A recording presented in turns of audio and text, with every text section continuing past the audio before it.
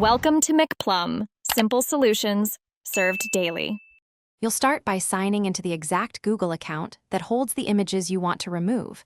This prevents accidental deletions. Open Photos. Google. Common Chrome on a computer because bulk selection is faster there. Once done, switch to Grid View and scroll to the first image of the year you want to delete. You'll use the date headers to confirm you're in the right year, so make sure to visually verify year markers before selecting anything.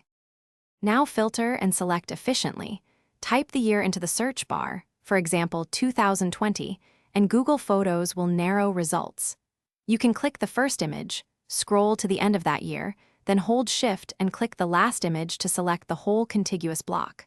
Once selected, quickly skim thumbnails to remove any items you don't want deleted. You're doing this because selection accuracy reduces recovery work later. Take a breath and click the trash icon to send the selected year's photos to bin. This is reversible for 60 days unless you empty bin. To permanently free storage now, open bin and choose empty bin.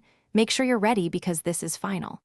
If anything looks wrong later, first check other signed-in Google accounts and synced device folders. Sometimes duplicates live elsewhere. If a large delete stalls, clear browser cache or try a smaller selection. That often resolves timeout or performance errors. Thanks for watching. Stay juicy and subscribe.